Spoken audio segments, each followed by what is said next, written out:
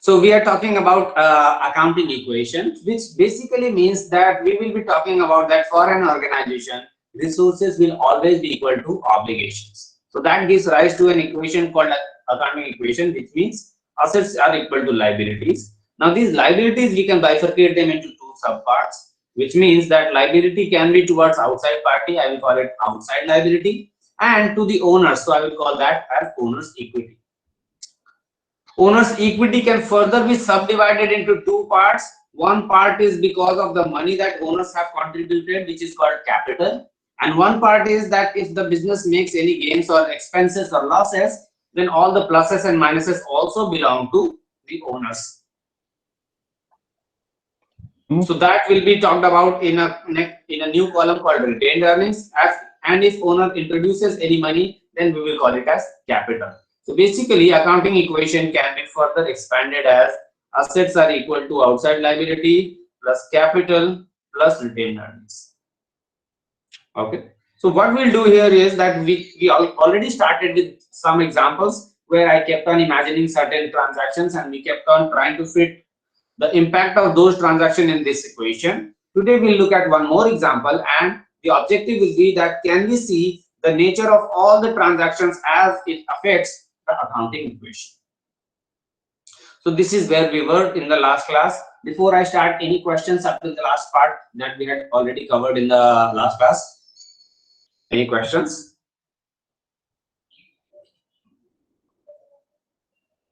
So to begin with, I have asked a very difficult question.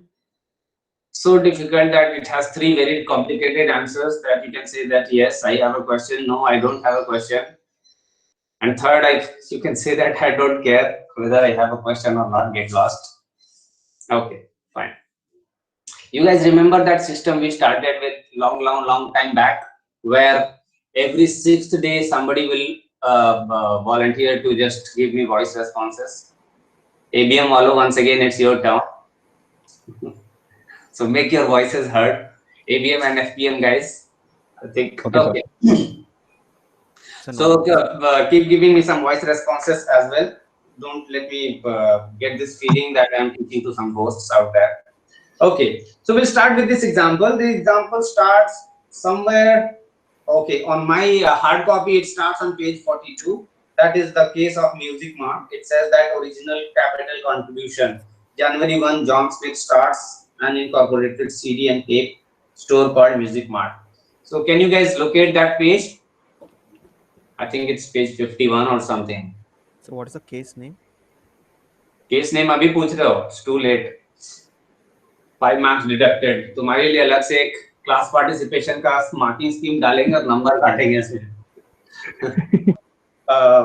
So this was also your homework.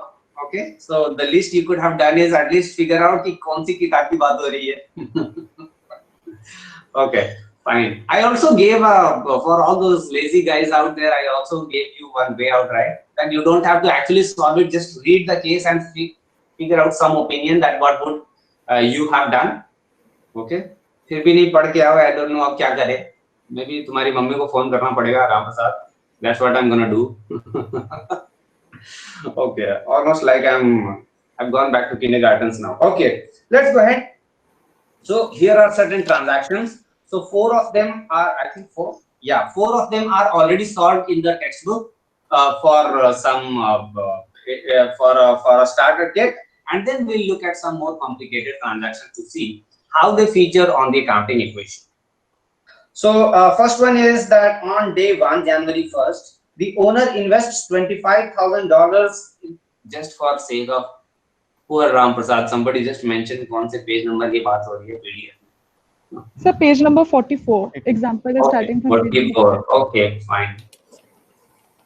Let's go ahead. So the first one, this transaction we have already seen. So how should I introduce this in accounting equation? So owner is infusing capital of 25,000.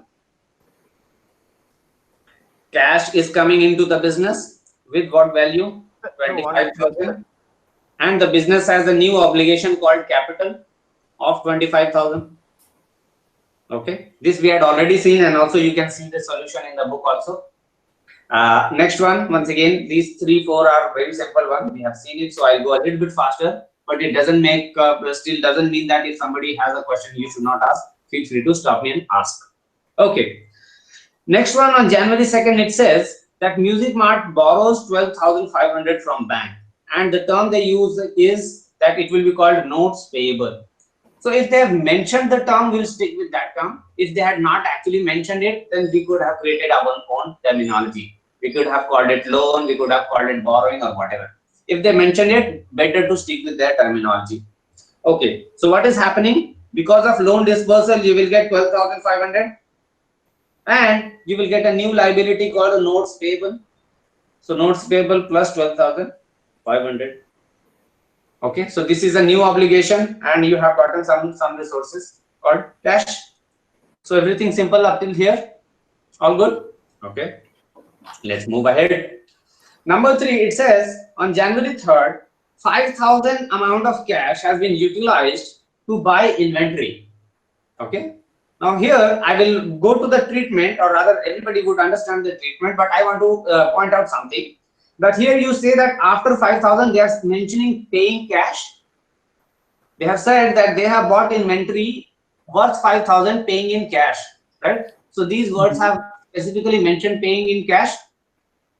So I want you all to remember that even if this was not mentioned, the default assumption is that if a payment has been mentioned, the default assumption is that it has been done in cash. So for example, later on you will see in this book that they will simply mention that inventory bought for 5,000. So there, don't go on, half the class will assume that it is being paid in cash and half the class will assume that it is being outstanding. If it is outstanding, then they will need to specifically mention it. If nothing has been mentioned, the default assumption is that it has been paid in cash. Is it clear? Right? Okay. So that is why we will make a payment out of cash. Here it is specifically mentioned that it is paid out of cash. Even if it was not, we would have assumed it is in cash. Okay. So inventory is a new asset that is coming in with 5,000 and cash went away 5,000. Okay. Quite a few of you have your videos turned off. Just put it on. किसी ने मना किया क्या कि अपनी शक्ल मत दिखाना है? There is no such thing.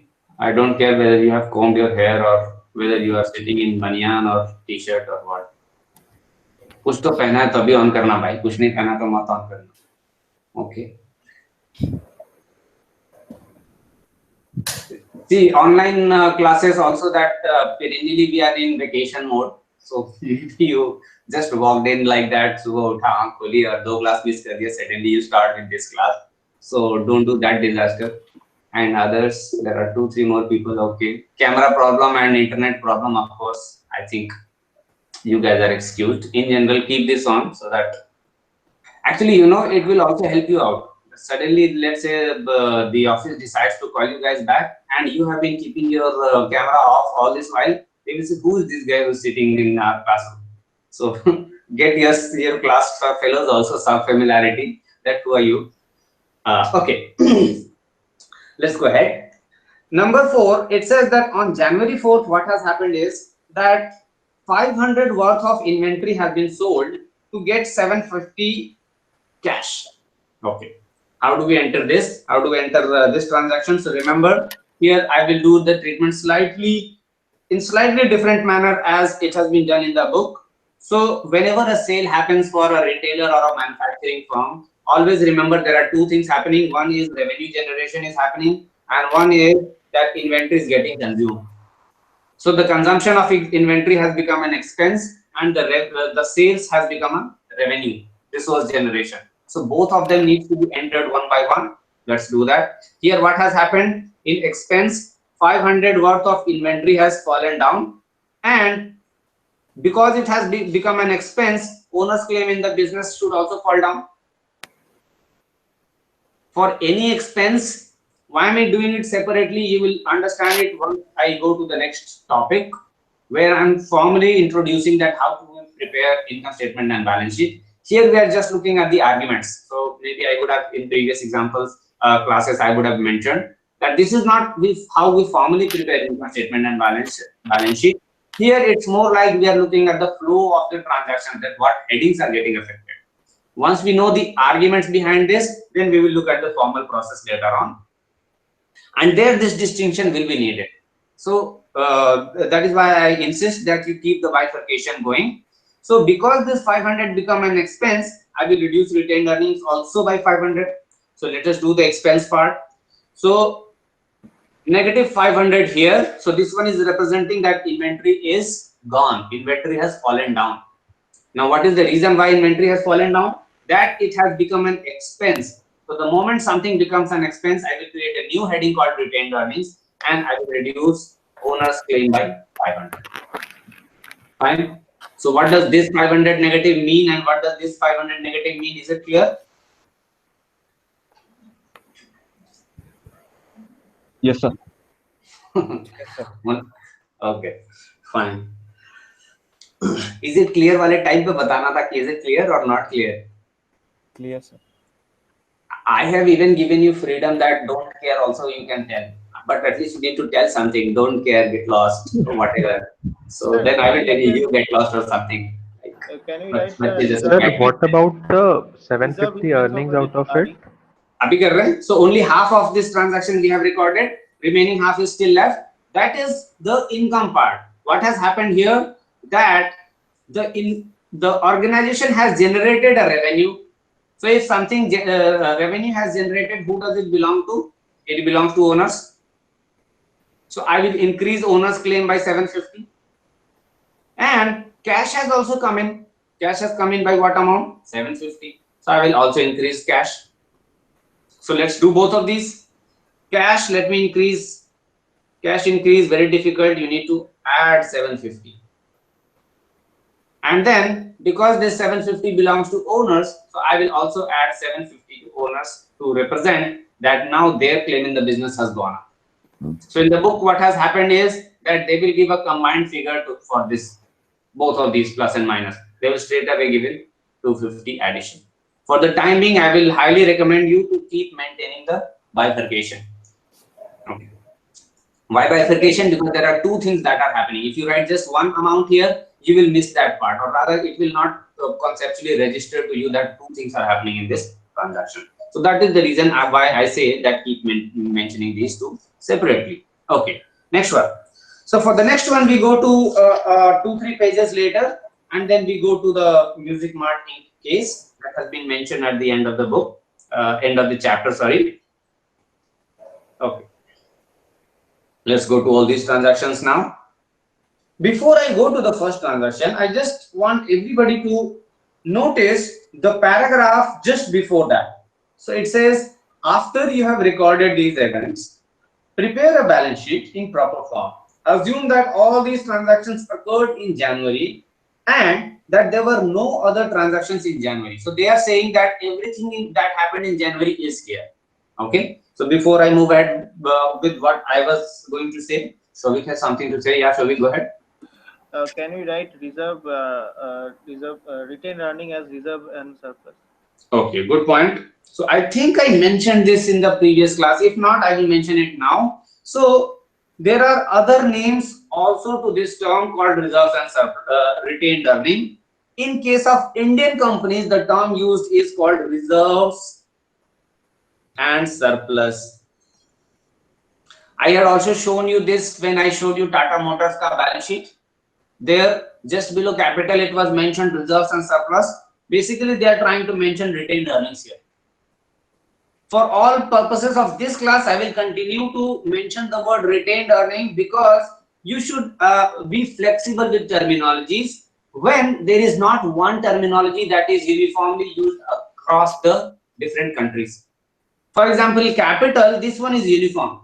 Whether you are dealing with companies in India or US or Europe or wherever, you will see that for money invested by the owners, they will always use the word capital.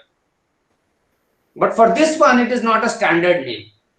So that is why I give you flexibility to decide your own name. Most of the places you will see the word retained earning, but if you see any other words, no problem. If somebody simply mentions other equity, and by other equity, let's say they are referring to this, then so be it. Just be a little bit flexible about this. That's all. Fine. So this retained earning, bottom line to Shovik's question, this retained earning is not a standard term. Feel free to use your own term.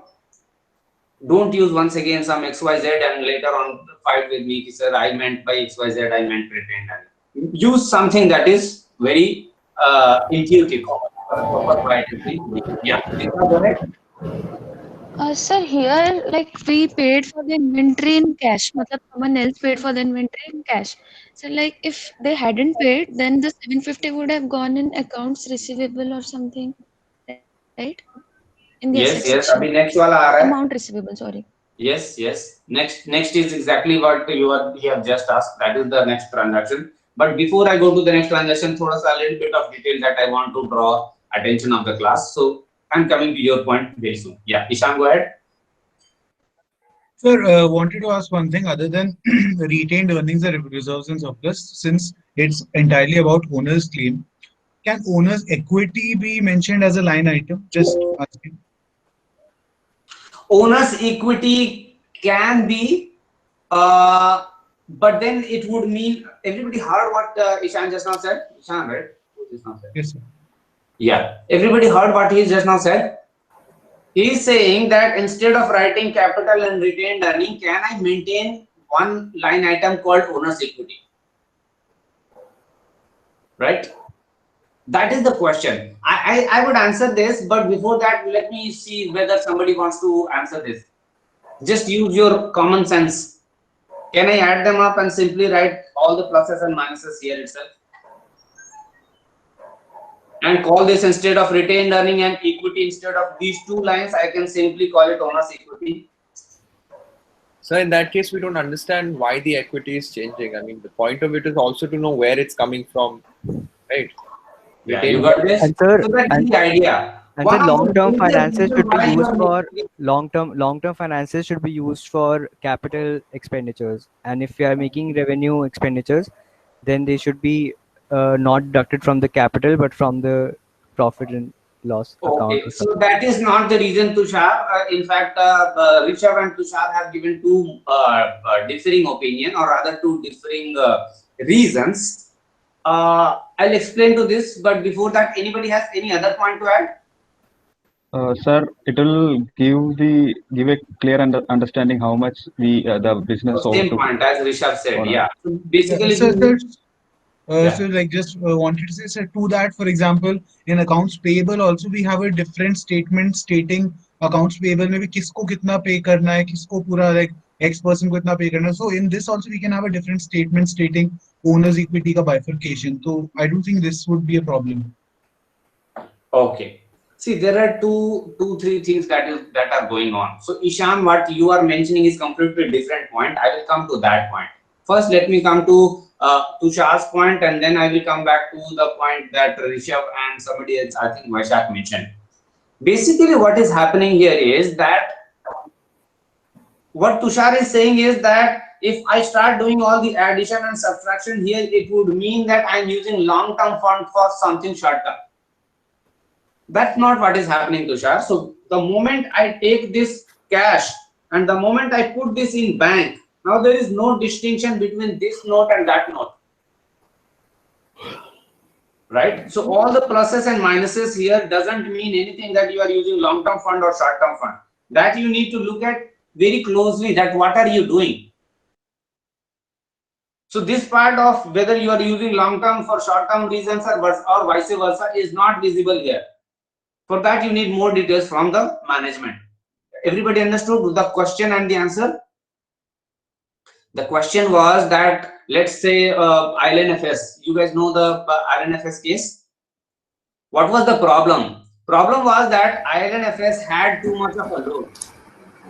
Now what happened is that they went into a problem where they could not repay the loans. Then what they started doing is that they started taking more short-term loans to only pay the interest or principal amount of the long-term loans. Now, which led to further escalation of the disaster. They went to a point of no return. ये समझ में आया? In case you did not understand it, just go and read the case of ILNFS, then you will understand the question. What is the name? IR? Yeah, Vignesh, go ahead. What is the name, sir? IR?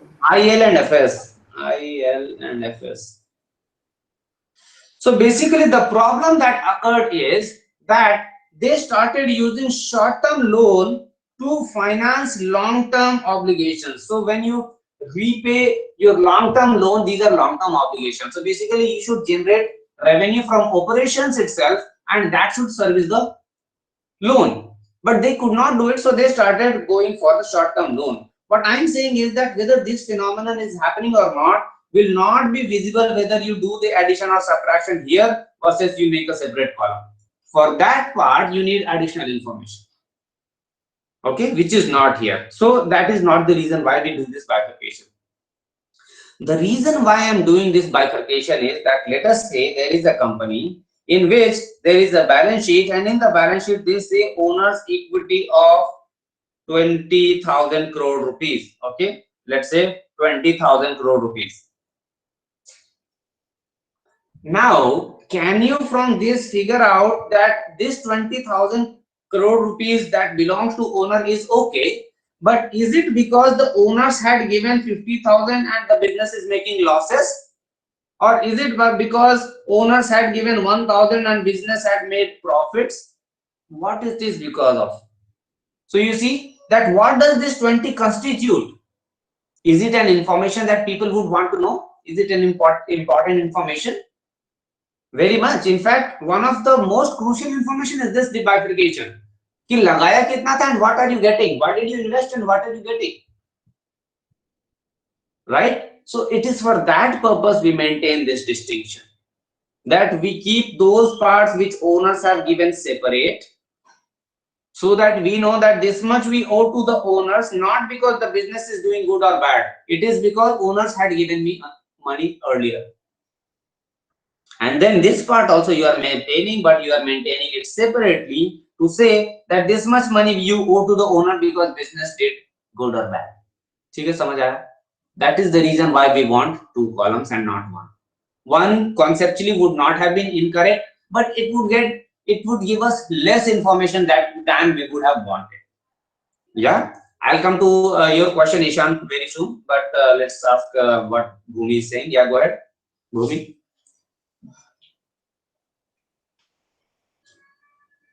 If you're saying something, I can't hear it. Maybe you want to do something with your system. Where is Bhumi? I can't see her. If I can't see you, this is how you should wave. Okay. So, but when you resolve the mic issues, then you can come back to us. Now, coming back to Ishan's question, meanwhile, what Ishan was asking is that if, let's say, you mentioned just one line called account receivable, or let's say in a liability accounts payable, then these money could have been owed to the different parties.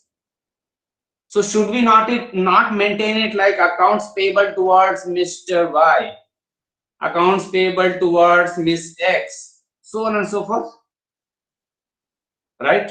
So basically, before I answer, you guys got the question, that what he's mentioning? So there is a trade-off. The trade-off is one of these trade-offs will be visible when you look at the Tata Motors income statement and balance sheet. Here. Just imagine the scale at which Tata Motors would be operating. What do you think? How many type of parties they would owe to, and how many type of assets they would have, and how many liabilities they would have? That is going to run into thousands and thousands, right? Now just try to imagine what would have happened if there were thousands lines of information here. Even though this is like too much of information, too much of bifurcation. So that is where a trade-off is maintained. A trade-off is maintained is that if I add everything together, then also it's too much of a summation. For example, if I just say total of my asset is this much and total of my liability is this much, done, balance sheet done, right? But then it would not give any information that what does it constitute. On the other extreme of the continuum, if you keep on giving every bifurcation, then also it will become too much to digest. You guys remember one of the qualities we wanted the statement to be precise, right? So precision would be lost. So that is where you need to make a balance. So maybe you don't want to club all the liabilities if you're a small business. If you're too much of a big business, then you would want to do more of a clubbing. So that is why you will see that for a very small business, there will be very individual bifurcations mentioned. As your scale keeps on growing up, then because you have so much to cover and so much to represent on one page, then your clubbing will be difficult. It's like all of you are preparing your resume, right? Let's say if you have only 4 or 5, if you have done only 2 or 3 things in your life, तो वो बचपन में जो spoon race किया था वो भी लिखोगे. But if let's say you have too many things to that you have done, similarly if you in your work-ex, then what you will do is that you will club all of these things and maybe you will mention that these 4 or 5 things in just one sentence in your work-ex ka detail. That's all that is happening here. That you cannot afford to run into 5 pages. Why? Because the precision would be lost. Recruiters don't have time to see 5 pages. Similarly, all the readers of financial statement also don't have cognitive ability to read all the 5-6 pages. Now, does it mean to say कि बस 2-3-4 line दे दिया and our job is done? No, our job is not done. At least some more of detail will be available to you. For example, let's say it is like they are saying short-term borrowings. Now they may have borrowings from different parties and different reasons and different tenure, right? So just writing short-term borrowings is not sufficient. They would need to give some detail. In general, what happens is that they make something that is called a notes. So if you see here notes, note 5. So if you look at this statement, after these 2 statements are done in the annual report, in subsequent pages, they will start giving you notes. So note 1 में क्या होगा? There will be detail about something. Note 2 में क्या होगा? Detail about share capital. Note 3 में क्या होगा? Detail about reserves or surplus. Note 4 में क्या होगा? Detail about long-term borrowings, so on and so forth. So a little bit of additional detail if you want, you can refer to the notes. Once again, these notes also for a business as large as Tata Motors will be very abbreviated already. So that also will not give you that information, maybe to the extent that you can trace that these are the parties to whom from whom Tata Motors have taken borrowings.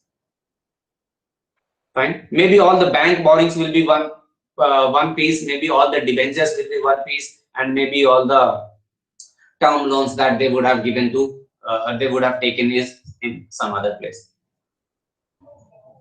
Right? So this is a trade-off between brevity and detail. So we want detail, but we don't want to lose what you can say, lose the precision in the effort. Okay. So who was asking? Somebody was asking a question. I think Bhumi was asking a question. Bhumi, are you back with your mic? Was it Bhumi or somebody else?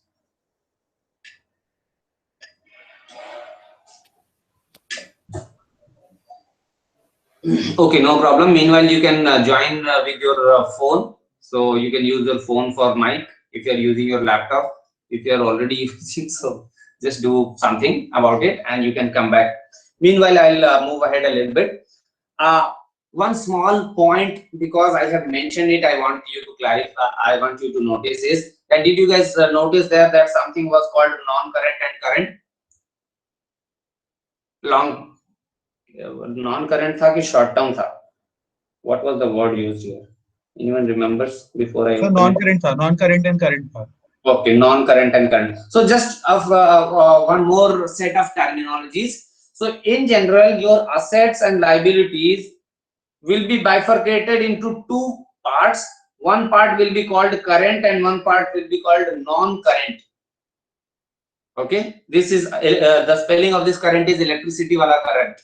Okay, what does it mean? Sometimes alternatively the words will be used. For current, the word will be used short term. So your asset will be short term asset or long term asset, or your liability will be short term liability and long term liability. Other terminologies are non-current assets and current assets, and current liabilities and non-current liabilities. Now, what is this non-current or short-term or long-term or current versus short-term? The distinction is that of 1 year.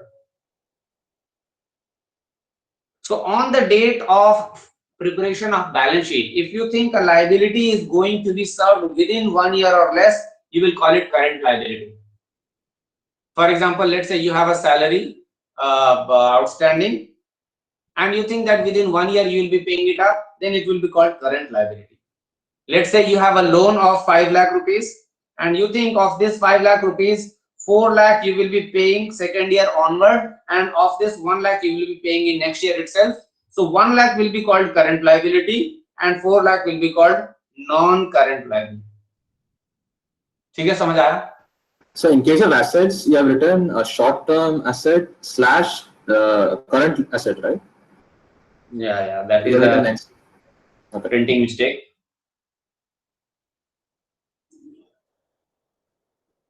Okay, so short-term asset or current asset. So these are assets which are expected to last for 1 year or lesser.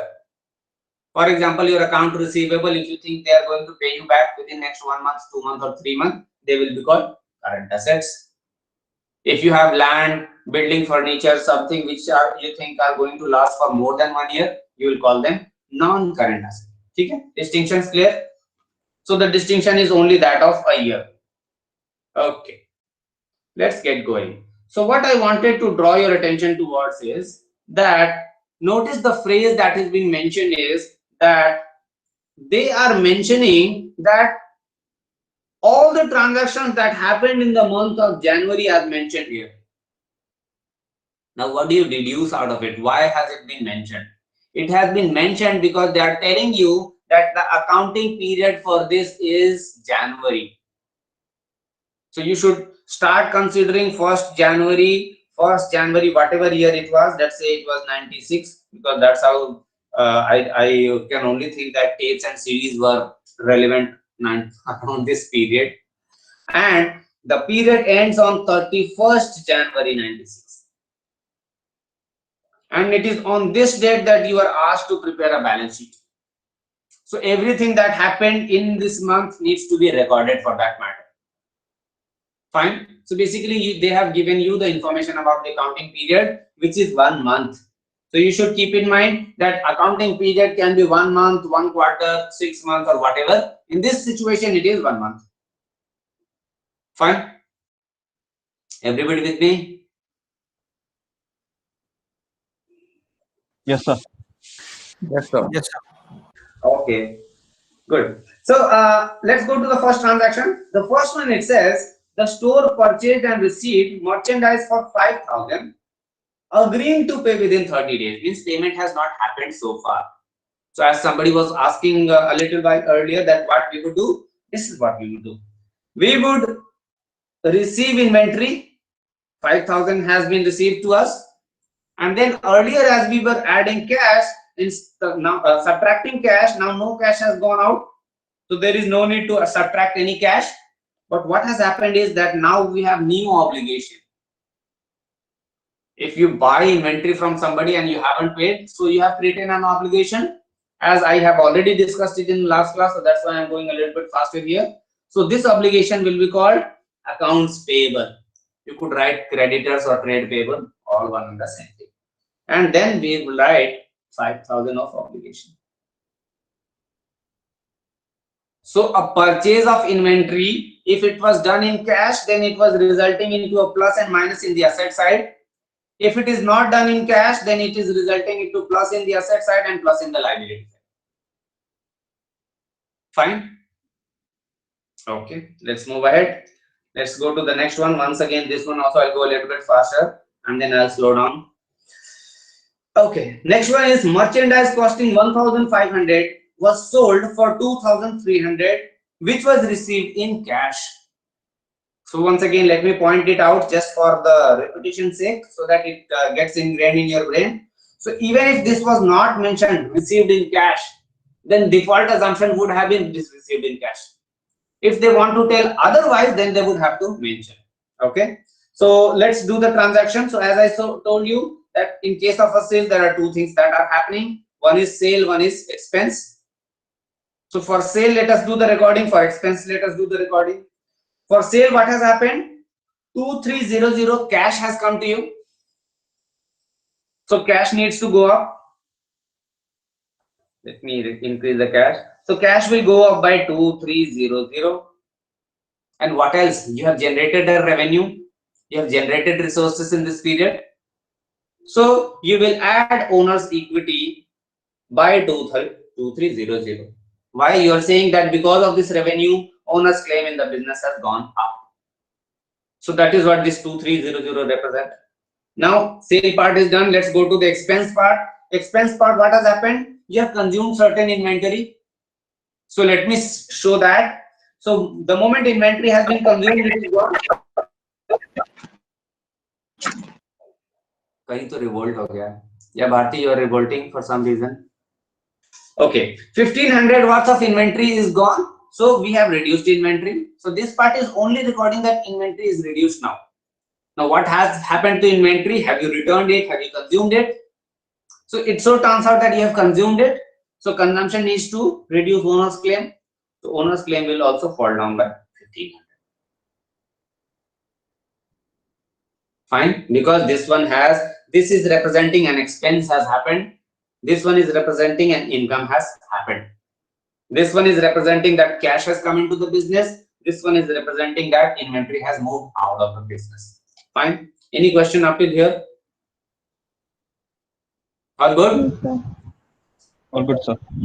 Okay. Yes, sir. Okay. Yeah, Bhumi, go ahead. Okay, already answered the question. Okay, perfect. I already knew what you were going to ask.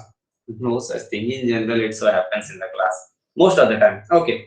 Let's go to the third one. So a merchandise costing 1,700 is sold for 2,620. Only the difference is this time the payment has been not received yet. They have agreed to pay later on in 30 days. So what do we do then? Anybody would want to attempt? Amount Could you please receivable. repeat? Yeah, go ahead. So it would go in the amount receivable in assets. Account receivable. It's called Account receivable. Sorry. Account. Sorry. Yeah. No problem. It will get a little bit getting used to account receivable. Okay. So I will write something in account receivable. What do I write in account receivable? So 2620. 620, sir. Okay. So add 2620. So basically you are talking about the revenue part. What else? Inventory. Inventory. 1700 will be subtracted. We have to from the reduce. 1700 will be subtracted because this is what the value of inventory that has gone out of the business. What else? So the retained earnings, another 17. Retained earnings. So expenses Retained are earnings. reflected in retained earnings. Plus and minus both. So minus 1700 to record the fact that inventory has gone out, and plus to record 2620 of income happening. Notice here that one very important part I want everybody to notice here is that in previous example, in this set and in this set, here you received cash. Here you did not receive cash, right? But in both the cases, whether you have received the cash or not, the income and expenses are not changing. You see that in this situation also I showed the entire 2300 as revenue, and in this situation also I showed the entire 2620 as revenue. Why? Because if the payment has happened, it will increase cash. If payment has not happened, it will give rise to some other asset. But in both the cases, because you have generated revenue in this accounting period, that is why it will get added to this retained earning no matter what, whether you have received the money or not. Is it okay? Fine. Okay. Let's move ahead. Next one. Okay, next one is a little bit funny. What does it say is that store has purchased an insurance. The life of the insurance is 3 years. 3 years. Let's call this year 1, year 2, and 3. Store has paid 1, 2, 2, 4 for this, and that's all. Now, what do we do with it? Anyone? Sir, the capital will go down, and Capital will go down. Okay. And another Or- asset will be there. And there will be intangible asset called insurance. Okay, so capital will go down by what value? By the insurance amount. By insurance amount 1224. Okay, and a new asset of insurance. Okay, 1224. I added or subtracted? Sorry, sir. Sorry. Cash will go down by the amount, and the intangible asset will insurance of amount 1224 will take. Okay, so now he is switching his opinion that retained earning need not be subtracted. Cash should go down by 1224. Okay. So why did you change this opinion, Shobik? Can you tell us that why did you not subtract in retained earning here? Because this is not a revenue. I mean, for the company, or it is not kind of making any profit to the organization. Okay, so that is why we could not have added it. Okay, yes, fine. So we are not, just by buying an insurance, you are not generating a revenue, so that's why we don't need to add it. Okay, basically in this situation, what has happened? This is exactly what has happened.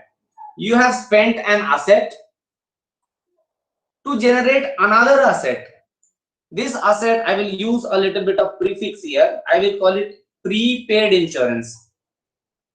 Why I'll give this prepaid prefix is, this is also used very frequently, prefix, and it gives you impression that this is just going to be an expense in future. Right now it's just prepaid. It's like your mobile prepaid. So Bottom line is, yeah, sorry. So why are you considering prepaid insurance as an asset, sir? Isn't it That's what I'm about to speak. That was going to be my next sentence. The bottom line is that this one is an asset. Why this one is an asset is, just try to recall what is your definition of an asset. An asset is something because of which you stand to gain in future. Do you stand to gain because of this insurance in future? Yes, sir. Is it going to give you some benefit? Yes, this is going to be giving you a benefit of protection against fire losses. Yes, so in that sense, it is an asset, right? So that is why I have added it in the asset side. Okay, and why I have used the word prepaid? Because I want to, so this prepaid term is used to contrast this asset with some of the other assets.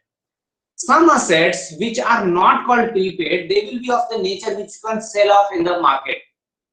For example, let's say you bought a Reliance Jio connection, okay, and or let's stick with the this itself, prepaid insurance itself, because Jio connection, I think it will defy the argument that I was about to give. Now there are some assets. Let's say you buy a furniture which will last for 3 years versus you have bought an insurance which will last for 3 years. I'm taking two examples. You have bought furniture which will last for 3 years, and you have bought insurance which will also last for 3 years. Now in this, we will not say prepaid furniture, but we will say prepaid insurance. Why do we do that? Because there are certain outflows which are more of prepaid expense. Now what is the distinction between 1 and 2? The distinction is that these are generally of the nature which you cannot sell off in the market. You can't sell it off that ye 6 mahine ka insurance has expired. The insurance has expired of 6 months, and now buy 2.5 years worth of insurance from me. It's not going to happen. The only thing that is going to happen with this is that this will gradually become an expense. The way your you remember, you guys remember the example of Star Sports versus BCCI, that there you had paid 25 crore rupees. So this 25 crore rupees in some stages kept on becoming expense. But the distinction was that this broadcasting right, maybe if you would have wanted, you could have sold it to somebody else, just assuming that this flexibility was there. But there are certain things, for example, let's say prepaid insurance, nobody is going to buy because the insurance was customized only for you. Similarly, let's say there are any certain other things, let's say telephone bill.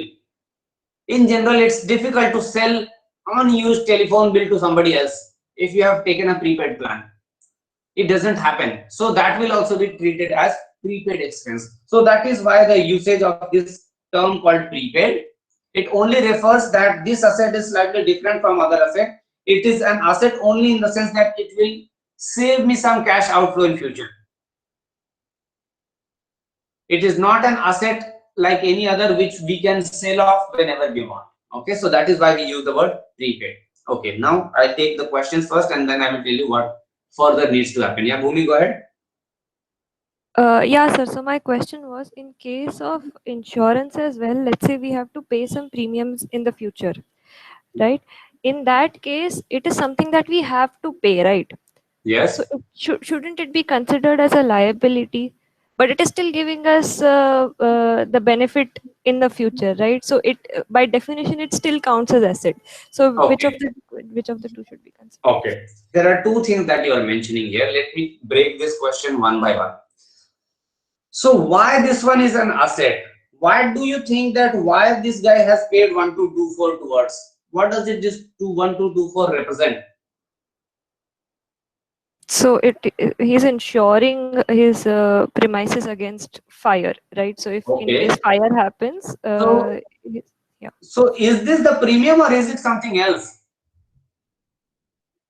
That would still be premium, right? In this case, this is the premium. So let us take one case where you have paid premium upfront, which is this case is what is happening. That instead of paying monthly premium or annual premium or quarterly premium for next 3 years, what you have done is that you have just now paid one premium. This will protect you for 3 years. Does it happen in real life? Any such kind of thing? Sometimes it happens. Sometimes the Many other times it happens. What is your extended warranty? When you buy extended warranty, what it is? That right now you have bought an insurance premium that if something happens for next 3 years to my device, then I have a protection. So this is not that somebody is making it up. These kind of transactions happen in real life. Now, how do we deal with this one is different from how do we deal with those situations where you have just entered into a program where you will keep on paying premium in future. So let's deal this one first, and then I will deal with the second type of version that you have asked. In this situation, okay, before that, I'll just hear these two viewpoints. So Rishabh and Shovik, just tell me what you guys have to say. Sir, I just wanted to say that two things actually. First thing is that so we've incurred this expense in this accounting period for future accounting periods, right? Yes. So so suppose the premium for this, like the entire premium, let's say it's divided by 3. All right. So you have something like 408. So why don't we charge that 408 for this accounting period? Okay. And then everybody heard what he is mentioning. Rishabh is mentioning that earlier when you were talking about this BPCI versus Star Sports, were you not charging 5 crores every period? So why don't you charge 408 here? Is the point he is mentioning. So I have another question that is it's similar to this. Here we are talking about prepaid insurance, right? So for cars and vehicles, there's something known as lifetime tax, right? अभी रुक जाओ भाई ऋषभ, रुक जाओ. Basically what happened is कि अभी इतने में ही क्लास थोड़ा कंफ्यूज हो जाएगा. Let me answer this part. Lifetime वाले का कैसे करेंगे? We'll see. Okay. Okay, Shovik, I'll just put you on hold for the time being because the class will be about to get into that zone कि ये पता नहीं क्या चल रहा है. Let me repeat what is happening here. What has happened is that there is a 3-year period for which you have paid upfront. Now, if you remember, the similar kind of question I asked in the case of Star Sports also, that right now if somebody asks you what is the value of this asset, you will say 1224. If I ask you the same question at the end of the 3 years, what will your answer be? What is the value of this insurance asset? 0.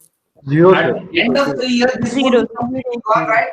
At the end of 3 years, you don't have protection anymore, right? Now the question is that was the first part of research point is that when did it become 0? It would have kept on becoming 0 gradually, right? So why don't we charge some amount in this accounting period?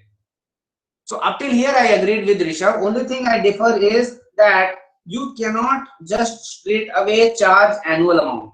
Why you can't charge annual? Because this accounting period is just 1 month. Only this much period has elapsed. So remember our matching concept? Out of total 3 years, have you used 1 year worth of insurance in this month? No, you have used just 1 month. So what you should ideally do is that by matching concept, you should divide this 1224 in 36 parts. And then say that this 34 rupees will become our monthly charge. And of that, 1 monthly installment is consumed in this period. So conceptually, this part is okay that this month is over, so we will need to charge something because of the fact that if I started here with the value of 1224, if somebody asks me that what is the value of this asset after 1 month has passed, I cannot say that 1224 is still the value of the asset left. I will have to reduce it by 34. It's similar to providing depreciation. So what do I do? That's all I will do. How do I find out this number is what I want to reduce and not 204 or 408? What was the number? Some annual number, 408. 408. That how do I know that this is not the number I will do? That is why this information about the accounting period becomes relevant. That because I know that accounting period is only 1 month, because I know that I am preparing this information only on the date of 31st January. That is how I know that only 34 rupees of this has been consumed. But within this, there is an assumption also. If you notice that on this 4th point, they have not mentioned any date. Yeah. Have they mentioned any date that on which day did you actually purchase the insurance? No. So because it is silent, I can assume a date. Just for my own convenience, I will assume that this insurance has been purchased on 1st of January. Fine. The moment it has... So would it be okay if we assume it's... Come again? Would it be okay if we assume like it was near the Jan end, so that's still left? Okay. Like so without considering 34. See, if the date is not mentioned, then it is left to your own. आपकी श्रद्धा पे छोड़ दिया गया है. It's left to your own discretion. The moment it has been left to your discretion, then what discretion you use is up to you. So some lazy guys there can also assume that we will assume that this payment has happened on 31st January and we don't need to reduce anywhere. That is also acceptable. But only if you assume that. You cannot assume that it has happened on 1st January and then you say that no, I will not pay anything out of it. If you could have also assumed that this payment has happened on 10th of whatever, 10th of January. So in that case, the calculation that happened in number of months, the same calculation will happen in number of days. And for these 20 or 21 days or 22 days, you will provide the usage. Is समझ में आया? What am I talking about? ये last part समझ में आया or do I need to show the calculation? Sunita, did you get it? What I just now said about daily calculation? Did you get it? Did you not get it? Or you are dreaming about the new phone you are going to buy? Hello. Yeah, go ahead. Hello.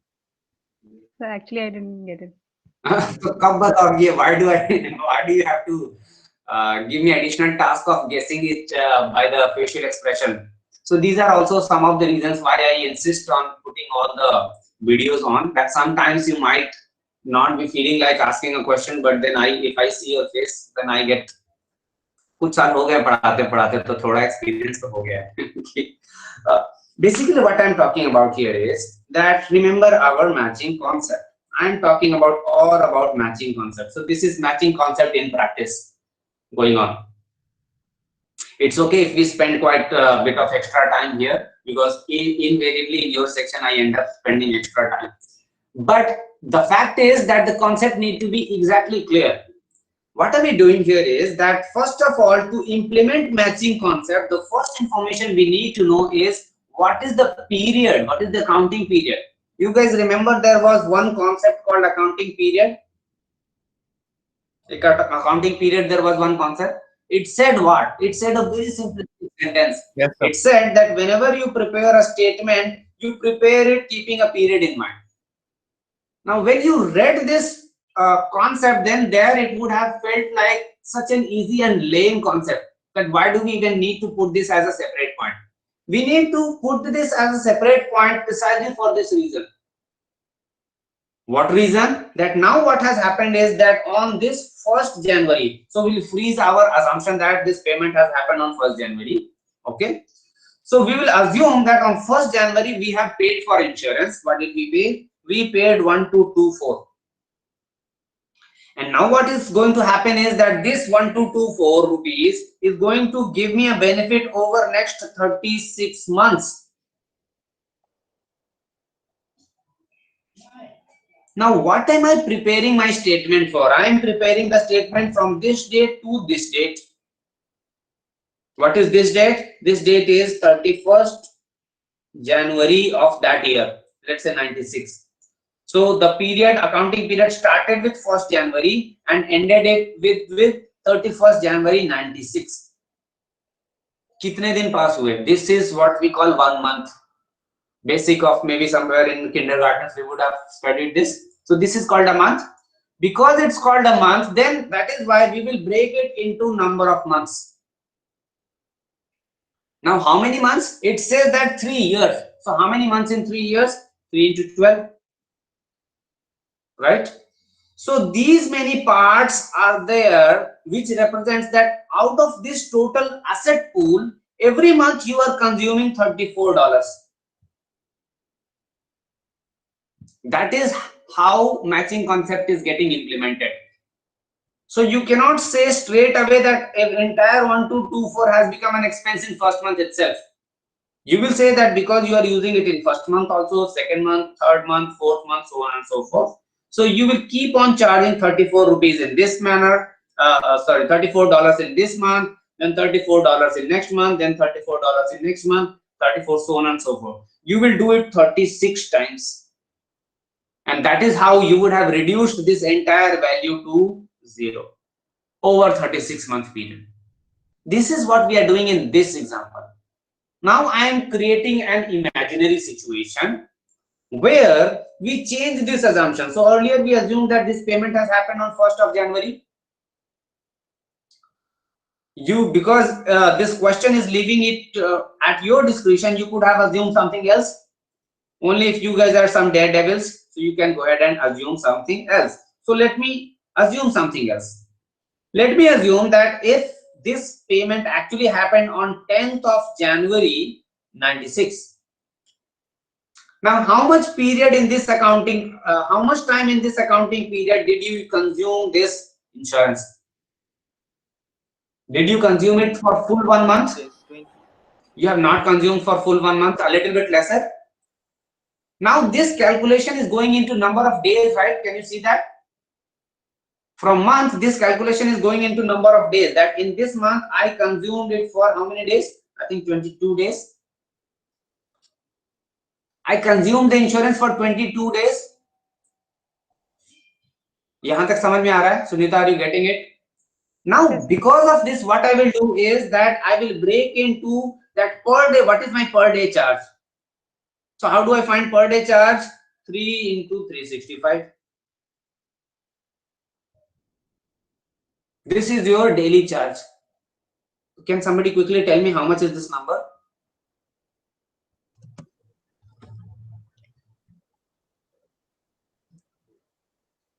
$1095. 1095. Yes, sir. Doesn't sound right. So the denominator will be 109. Yes, sir. The denominator is 1.5. Okay. 1.1. 1.1. 1.117. 1.117. Yeah, this sounds right. 1.1. So basically, every day I am consuming $1.117 in form of insurance. Insurance getting expired. So one day over, $1.117 of insurance is over, so on and so forth. So in this accounting period, how many days did you use it? 22 days. So you will multiply this number by this, and whatever number you get, I think you will get some 22.22 something. So you will write off $22.2 away from this asset. What would you do in that case? This is what you will do. What does it mean? कहीं तो हमारा example खो गया. Feel like तारे ज़मीन पे types खो गया. Okay. So this is what we will do. If I am assuming that it happened on 10th of January, then I will reduce this value by 22.2. And now I will claim that why this reduction? This reduction has become an expense. So moment something becomes an expense, you will also subtract owner's claim. Okay. Just hold on, guys. Hello. हाँ जय हिंद बोलिए. किसको? हाँ जाने दीजिए. Okay, fine. Yeah. So what we are saying here is that if I had assumed that the payment has happened on 10th of January, all my calculation would happen on daily basis. The moment my calculation happens on daily basis, I found out that every day how much of asset am I consuming. This is what I am consuming every day. You multiply this by 22, whatever this number comes. I'm just making a random guess that this is what it will come. थोड़ा सा आगे पीछे, you just do the calculation. Whatever this amount is, what does it mean? That in this year, or sorry, in this accounting period, in this month, which is the accounting period here, out of this total asset, this is what we have consumed. The moment we have consumed something, then this asset's value has fallen down. So that is why this negative. And also the moment we have said that something has been consumed, we need to create an expense. The moment there is an expense, we need to reduce the owner's claim in the business. Okay. Any questions up till here? Yeah, Rishabh, go ahead. I can almost anticipate your next question now. Yeah, go ahead. Sir, actually, I'm clear with what you've done, the adjustment according to the accounting period and the assumption that we are making. Yeah. But, sir, actually, it was related to another question, that is what happens if in a business, someone, let's say we have a business of selling iPads or something, right? And then someone, there's this whole thing about pre-booking. People pay up beforehand, right? And suppose they paid up 1 year beforehand and they booked it for the next year. So we received money for the next year. So it's a pre-received expense. You have the opposite treatment, like it becomes a liability, and when it finally in the accounting period, when it's charged, then it gets reduced, something like that. Okay, good. So have you guys seen this movie or series called Back to Future? अगर देखा तो अच्छी बात है, नहीं देखा तो just yes. So this guy just goes almost 3 or 5 sessions in future always. So very good example.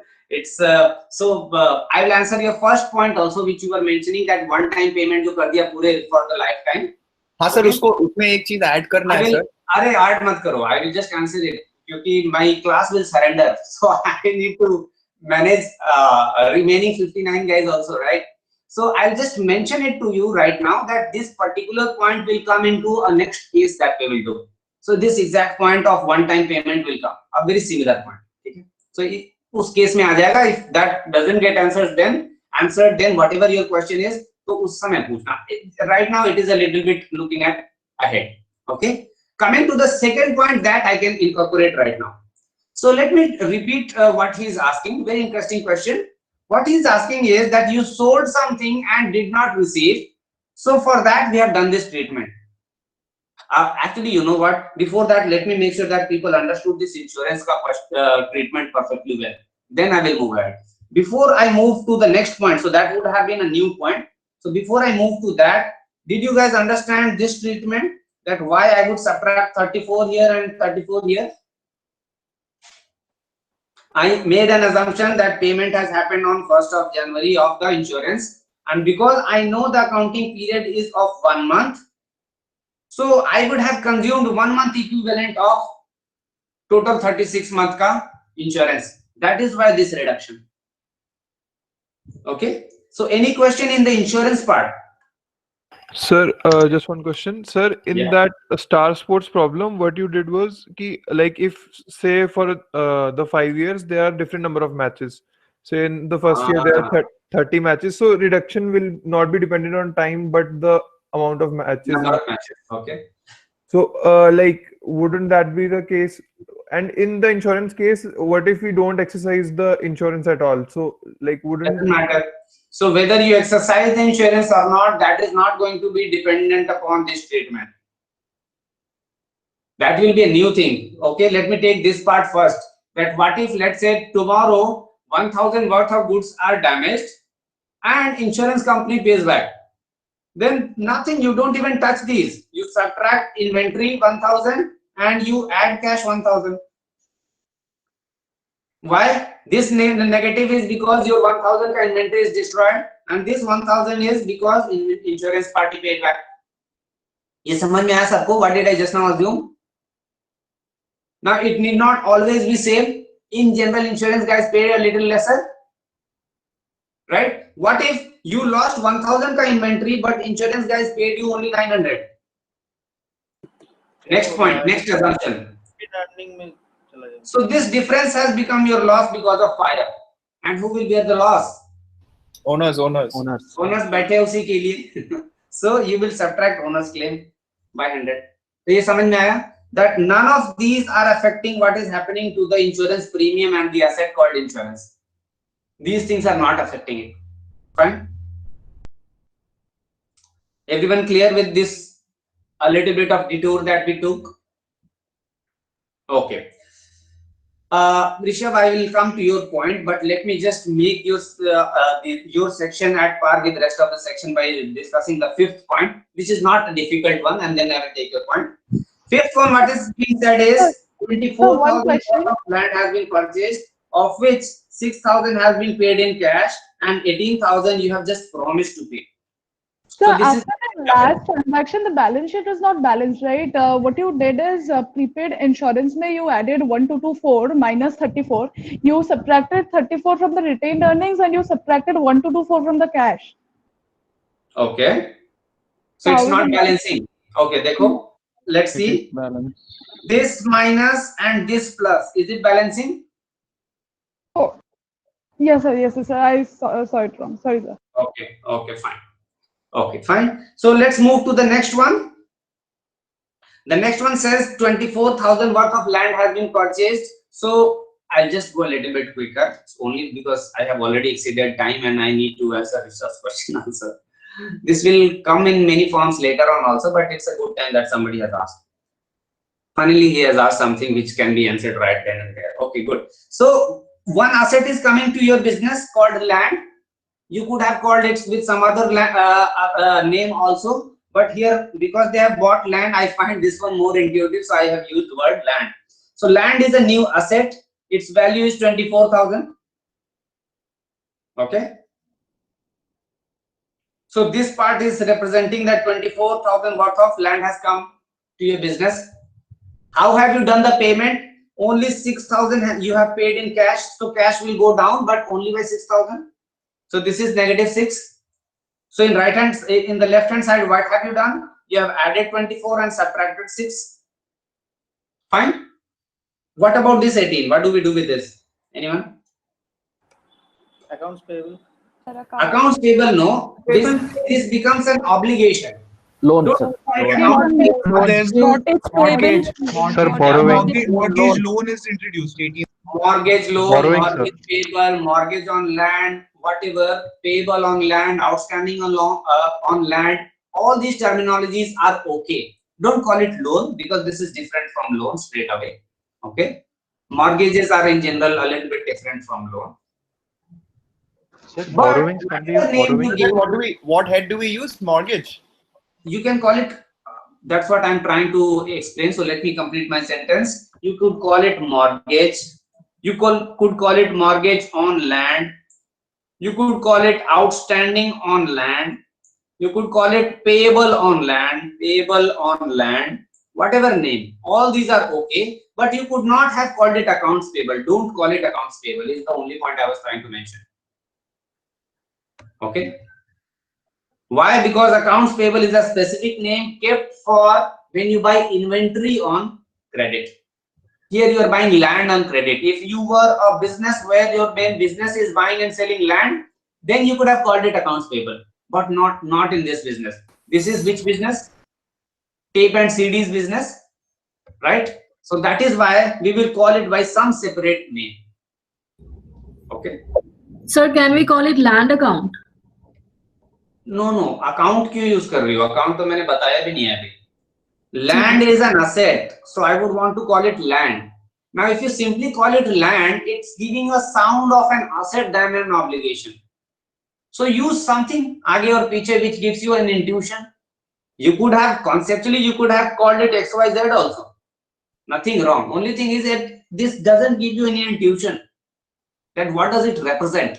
So similarly with land, it's not exactly representing what you are trying to say. This is an obligation, so use some phrase which gives you a meaning of obligation and give the amount of 18,000. So plus 24 and minus 6, and this side plus 18. Once again, this also is balancing. Yeah, Bhumi, go ahead.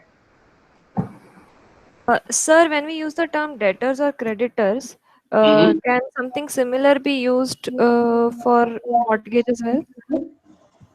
No. Debtors and creditors are specific for purchases of inventory. So let them be. So similar to accounts payable. Accounts payable, debtors, accounts payable or creditors, there is no difference. Okay. So these are interchangeable terms. Yeah, Vignesh, go ahead. Sir, so this mortgage on land and notes payable, can we like club it under like long-term liability? Okay, so clubbing and bifurcation, I told you the broader picture. Somebody else asked already. I think Ishan asked. Ishan left, kya? Ishan, bura mat mano bhai. Where is Ishan? मैं यही हूँ sir. Okay, good. So you only asked, right, that bifurcation wala? Yes, sir. Yes, sir. Okay, so the answer to your question, Vignesh, continues to be the answer as I responded to Ishan. Quite a long discussion we went ahead discussing about Tata Motors, that how much bifurcation or segregation you do is dependent upon your business to business. But what do you do for now and for exam purposes? For now and for exam purposes, keep them segregated to the maximum extent. Okay, why? Because anytime when you want, you can club things together. But the opposite, vice versa, is not available whenever you want. If you have already clubbed them, then segregating them later on becomes difficult. So for understanding purposes, keep them all separate. So somebody was also asking in the comments that can we club it in borrowings? Don't club it in borrowings. When they are already mentioning that they are already having a separate kind of borrowings going on, then keep those borrowings, interest-bearing borrowings separate, and this non-payment or rather less payment on land separate. Okay. Sir, quick question. So the terminologies are difficult, right? Well, different. They could have multiple terminologies. Terminologies, most of them you will get a handle of once you practice a few questions. So fortunately, at this point, I can. जनता बहुत मारने वाली है विघ्नेश को. At this point, I can go ahead and announce a quiz. So up till this part, there will be a quiz. So after I finish one more question on this, I'll see, or maybe not. Yeah, after I finish this example, so I will announce a quiz. The topic will be everything that is in chapter 3 and some of the chapter 2 and some of the things that we have covered from chapter 3. What is the bottom line? Bottom line is that once an exam is announced, you will practice a few questions, right? The moment you practice the questions, terminologies are there. 2 or 3 times you will get the terminology. Don't bother too much about the terminologies. Even if you ended up writing some long sentence here, for example, आपको exam में accounts payable नहीं आता है. If you end up writing money that we need to pay to the suppliers of inventory, I have no issues at all with this.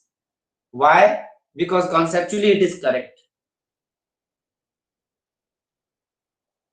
And it gives correct description.